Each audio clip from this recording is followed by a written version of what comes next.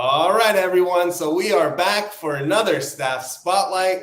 My name is Param, and I'm excited about this one because we have Miss Aubrey here with us today. What's up, Aubrey? Thank you for making time. Hi. Yeah. So before I have Aubrey kind of share about who she is and what she does for Buckeye, let me give a Param introduction of her. We are very fortunate to have Aubrey working with us. And the reason I'm saying that is because the measure of success of a treatment facility, somewhere that's like rooted in mental health and taking care of people and compassion and client care comes down to the responses the program participants give about their experience working with their primary caregivers, primary therapists. And from this moment that Aubrey, I've known you for a while now, and every single person that comes through your caseload, guy or girl, old or young, they all report very positive experiences about working with you in a therapeutic setting, working with you as their primary therapist. They all feel safe, heard, secure, comfortable. And that is the measure of success for a clinician. So I want you to know from my seat where I watch and where I listen to feedback, I'm grateful that that's the feedback that I'm receiving, because it makes me happy to know that our program participants are getting that type of therapeutic care. So that's my introduction of you and who you are to me. So from your perspective, let us know who you are and what you do for Buckeye Recovery Network. Yeah. Well, thank you. First of all, that's really nice to hear. I love working at Buckeye. So I'm a mental health therapist at Buckeye, as you know. I get to come in and I get to see my clients typically in the evening for this evening mental health program that's sort of a newer program to Buckeye, but has grown so much due to just everyone at Buckeye. So it's really been amazing to be a part of, but also just kind of see it foster and grow. It's amazing and I love it. But I get to come in and I get to run groups and just get to know these people as human beings, and I get to learn from them. And it's just an amazing feeling to come in every day and actually get to have my individual time with my clients, but also see them in this group setting and just see them grow as people. That's probably one of my favorite things. And so being, a mental health therapist at Buckeye, it means the world to me. And hearing that about my clients, just knowing that it's crazy because I feel the same way about them. They make me feel heard and understood. And that's kind of something that I've always really looked for. So there was one thing, Aubrey, that I learned a long time ago. It says people rarely remember what you tell them, but they always remember how you make them feel, and that's kind of the feeling that you're talking about. It's when people look back at their experience going through a mental health program, they're not going to remember the little things that the clinician was talking about in sessions. All they remember is when I was in a session with this human being, did I feel safe, secure, heard, all that kind of stuff. So, and one thing I do like about you is how you go above and beyond and find out what their likes are and what their preferences are. And you really do custom tailor their experience to who they are as individuals. I've seen you do this numerous times with hobbies and recreations that other people have, and you kind of meet them where they're at. And that's really cool. That's called individualized care, and it's a nice thing. So you shared briefly on this mental health program we started here. Yeah. This mental health program, we started it in January of this year. It was something that was supposed to open January of last year, but because of COVID and having to, deal with navigate through the changes of society, we did. But it is an evening program. So I believe it's Monday through Thursday, 5:30 to 8:30 p.m., correct? Mm-hmm. And our goal with this is, and Aubrey has a lot of individuals on our caseload that fall in this category. Our main goal for this was to be community-based mental health for people living at home, being able to work or deal with their home life obligations, and come here in the evening to receive mental health programming. So what's it like kind of knowing that the services we provide in the evening is for the community, by the community?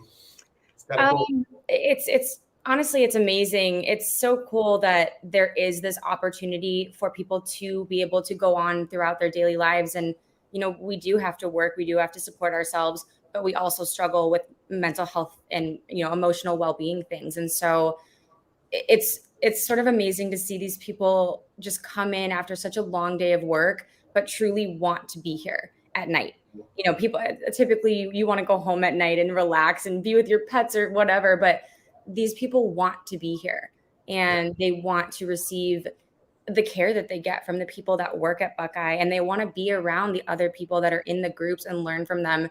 And just being a part of that is honestly one of the coolest things that's ever been in my life, is just being a part of these people that go to work and work so hard and then come here and want to work on their mental health. It's amazing.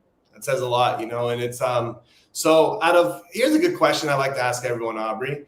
There are so many different ways for us to work in life and make a paycheck, or there's so many different ways to different companies to work for, different avenues to go down. But you chose to work in the field of mental health as a mental health clinician, as you call yourself. So what is your why for working in the field? Yeah, absolutely. That's probably my favorite question. And I think every time I answer it, it kind of, it stays similar, but it changes a little depending on where I'm at in life. But so when I was young, during some pretty important developmental years, I would say my mom passed away. And for me, it was kind of, I was moving around a lot. I had a really difficult time developing sort of what we call our identity, right? And so that was a struggle for me. That was really hard. And I couldn't put it together. Saw a few different therapists, but just, you know, the moving around, the being, you know, bullied for being the new girl, just all these different things. And then not having your mom there when you're really in these years that are so important to develop who you are. I never felt, like you were saying earlier, heard or seen.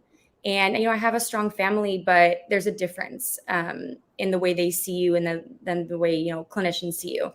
And so that was kind of the why for me. Is I finally found a therapist at one point who I felt so seen and I felt so safe, and it just, something clicked for me. I was like, okay, this is how I'm going to spend the rest of my life, helping people that feel misunderstood or they don't feel heard or seen. Because once that happened for me, I was able to start to really build that identity and figure out who I was and who I wanted to be and what I wanted to do for the rest of my life. So it's a what I think of immediately when I hear you say that is now you're in the seat of that therapist, and there's people coming and sitting down with you, and they're going through the therapeutic process with you.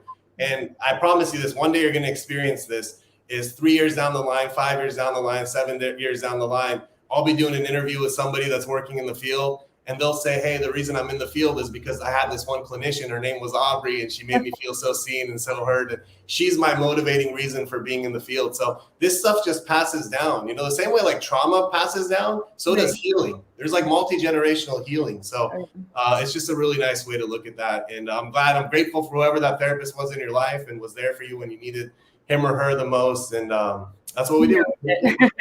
We pay it forward. So thank you for that. That's a great reason for being in the field, because we all know we do it it's not like no one's in this field to get rich, right? We do it because it's a whole different experience. And the next question I have for you is, we know Buckeye Recovery Network, you're in our meetings, you know the staff, you know what we're all about, but there's a lot of people who don't. So what's one thing about Buckeye Recovery Network that you would like people to know about that they might not know about?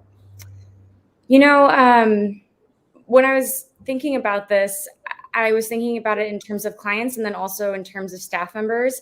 And I guess collectively, the fact that it's such a family, I mean, it truly is. Buckeye is a family for me. It's a second family. And I know we talk about chosen families, and this is a chosen family for me. I know when I first started working, I know, you know, life sort of like hit me hard, so many different ways. And I just kept thinking to myself, how am I going to work? I don't even know what I'm doing right now. I'm so overwhelmed. But every single day that I came into Buckeye, it's like I knew I had support from everyone, no matter if I saw them or they were, you know, behind the scenes. I had so much support. And so I guess for everyone, I just want you to know, like, again, I'm so grateful to be here, but Buckeye is a family. It's truly a family, and it's full of people that support you, whether you're someone that is coming there to work or you're someone that is coming there to receive care. And in a way, I think that no matter if you're working or if you're a client, we're all coming to receive some sort of care. Yeah, you know, and that's been the common theme, Aubrey. You know, I've done maybe 6 or 7 of these interviews, and so far every staff member, and I'm not just talking to ones that are in the clinical side, the ones that are in the finance side, the ones that are in the admission side, the, you know, business development side, the common theme that they've all shared about is the sense of identification that people get here with the word family. And that's just like, I mean, for me, as from my seat, that's probably the biggest compliment that I could receive, that all employees and program participants feel like this is home, this is family. That's as good as it gets, right? It is. I remember when you first interviewed me and you had told me, you know, it's a very family-like atmosphere. And I wasn't quite sure what that meant until I really found my place and really started to kind of struggle and saw everyone come and just support me. And show me so much love and care. It's amazing. And it happens every day. Yeah, I truly believe that if staff members can't treat each other the way that we're supposed to treat program participants, then there's some like detachment there. You know, if we don't treat each other like we do with program participants, then something's going to fall. So I'm glad you were able to experience that. It took a little bit to kind of get used to the vibe, and to the experience, and here we are now. So the last question I have for you is, as a mental health therapist or just someone who cares, you know, an empathic person, if there's somebody out there, guy, girl, young, old, doesn't matter, that's struggling with mental health issues right now, that's struggling with alcohol use disorder, drug use disorder, just is down and out, right? If you had the opportunity to tell that person one thing, what would you tell them?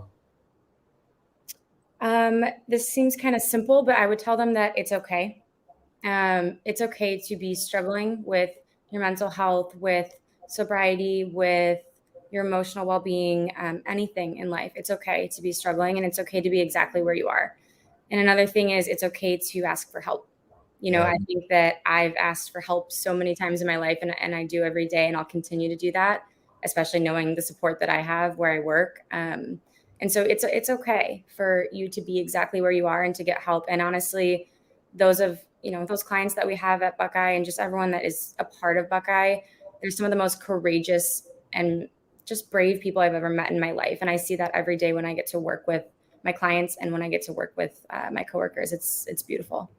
Yeah, it's really cool. And you know, you said it's so simple to say it's okay, but I actually think it's really complex, and it's actually much deeper than that. And here's the reason why. Because people go through life and they go through society and all that kind of stuff. The message that they're told out there is that it's not okay to be this. It's not okay to be this. It's not okay to be this. So when you say that it's okay, it's not simple. It's actually a very, it's something that people need to hear, you know. And I guess a lot of good things in life come through simplicity, you know, if you really break it down. So thank you for that simple message, because it's what people need to hear when they're struggling, that it is okay. And it is okay to ask for help. And I hope that everyone that's struggling reaches out and asks for help. So all that being said, Aubrey, thank you so much for your time this morning on a Friday at 9:45. And this is going to be on our Facebook page, so feel free to share it with whoever you want. And if you have any parting words, feel free to, and I'll end the broadcast. Yeah, absolutely. No, I appreciate everything that you do for me. Honestly, it's again, this journey has just been really beautiful. It's helped me grow as a person and a clinician. And I think both of those are just incredibly important. And just to touch on something you said, kind of mental health awareness, it like, I think the words are simple, but it isn't a simple concept at all. And it is so important that people do know that there are others out there that want to spread this awareness. And I'm just so happy to be a part of a group that really wants that. Absolutely. Well, I appreciate you. Have a wonderful weekend, and I'll see you soon. Okay. Okay. Bye, Aubrey. Bye.